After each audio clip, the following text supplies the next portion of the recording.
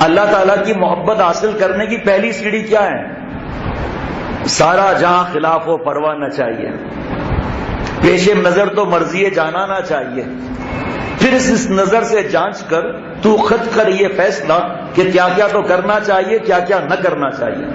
جس پہ قربانی واجب ہو گئی اس پہ سال گزرنا ضروری نہیں، آج پیسہ آ جائے، 10 11 12 ذی الحجہ کو پیسہ آ جائے، قربانی واجب ہو گئی۔ اگر 6 افراد گھر کے ہیں تو سب پر ایک قربانی ہوگی، سب کی طرف سے ایک قربانی نہیں ہوگی۔ ڈیفینس سے ایک صاحب آئے حضرت مولانا مظہر صاحب دامت برکاتوں کے پاس، ہمارے شیخ کے ایک ہی بیٹے، بہت پیارے، اور ہمارے تمام مدارس اور جامعہ کے محتمم صاحب، ان کے پاس آئے کہ حضرت آج تو مولانا نے جمعے کے دن کمال کر دیا۔ کہ کیا کمال کر دیا؟ اور مولانا کہہ رہے تھے کہ جس کا نصاب ہو گیا اور سب پر قربانی واجب ہے، چاہے ایک گھر کے اندر 8 افراد ہوں۔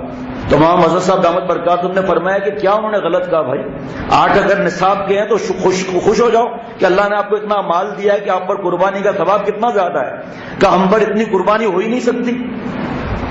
بھائی آپ جب خود کہہ رہے ہو کہ نصاب آپ کا اتنا ہے تو اب آپ کہہ رہے ہیں ہم پر اتنی قربانی ہے ہی نہیں۔ کہ کیوں آپ پر قربانی نہیں ہے؟ کہ ہمارا فریزر چھوٹا ہے،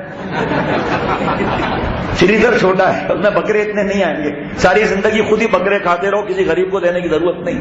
حضرت نے ہنس کر فرمایا کہ بھائی فریزر کی سائز کے حساب سے قربانی نہیں ہے، نصاب کے حساب سے قربانی ہے۔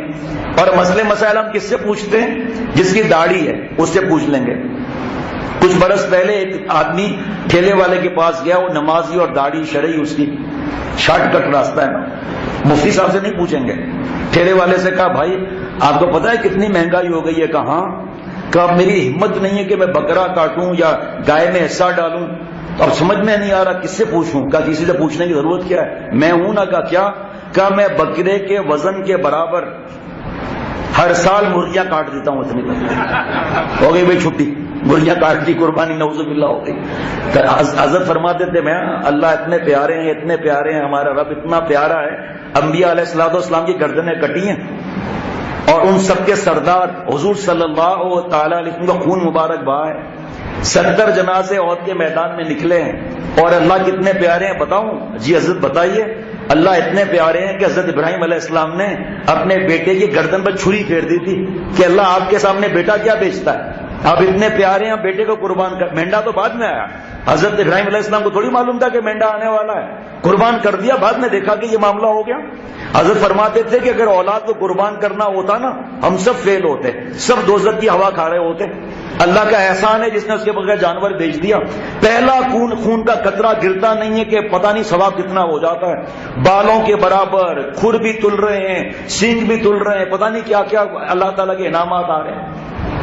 لیکن آج کل کا سائنسدان جو ہے وہ ٹیکنالوجی استعمال کرتا ہے، ارے دیکھو بھائی حج میں اتنا جانور قربان ہوتا ہے، اتنا خون بہتا ہے، ایک تو ان کو وہ قربانی کرنی ہے، ایک حج کی کرنی ہے، پھر دوسرے پورے دنیا میں اتنے مسلمان ہیں، بیچارے جانوروں کا اتنا خون بہتا ہے، کتنا بڑا مسئلہ ہے۔ اگر ایسا نہ ہو، ایسا ہو جائے تو بھائی 11 دن میں جو آپ کے خیال کے لوگ ہیں وہ کیوں گوشت کھاتے ہیں، کیوں سبزیاں کھاتے ہیں، کیوں مچھلیاں کھاتے ہیں، کیوں فروٹ کھاتے ہیں؟ ان کو سستا ہونے دو نا بیٹا، گھاس کھاؤ، پتے کھاؤ بیٹا۔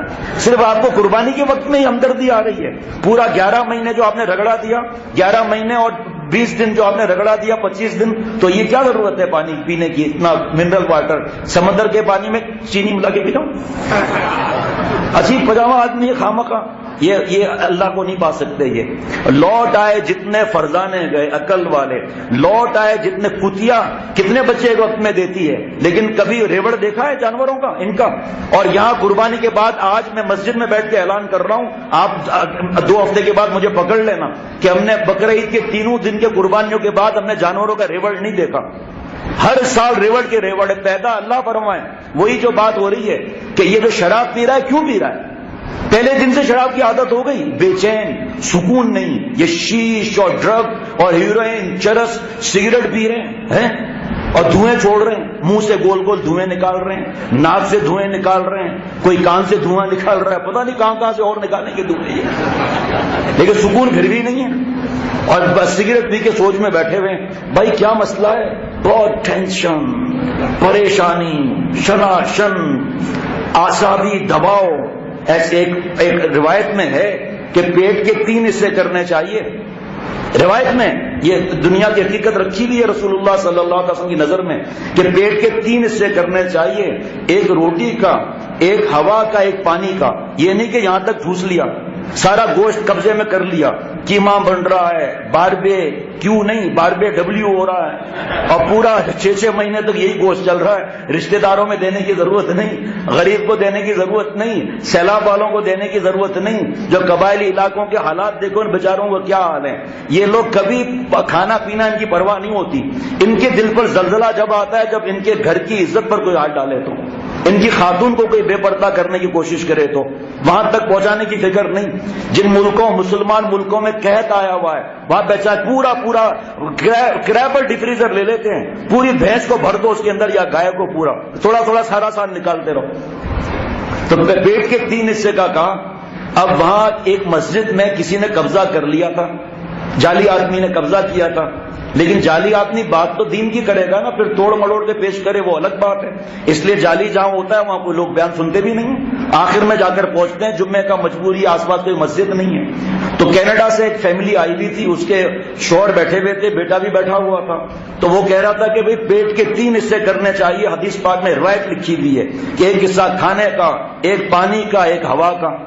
گھر جب آئے تو بیٹے نے اماں کو بتایا تو اماں نے کہا کہ یہ تو بہت نیک آدمی لگتا ہے. اس کینیڈا سے آئی ہوئی تھی، وہ دونوں پوری فیملی کینیڈا سے شفٹ ہو کر آئی تھی. تو انہوں نے وہ کینیڈین صاحب آئے نیشنلٹی والے، کہا آپ نے اتنا اچھا بیان کیا، آپ تو ہمیں بہت نیک لگتے ہیں، آپ کل ہمارے گھر رات میں کھانے پر آئیں گے؟ کہا کیوں نہیں آئیں گے. دل میں خوش ہو رہا تھا کہ اتنا انتظار کرایا بھائی. ان کا واسطہ پیٹ سے ہوتا ہے صرف.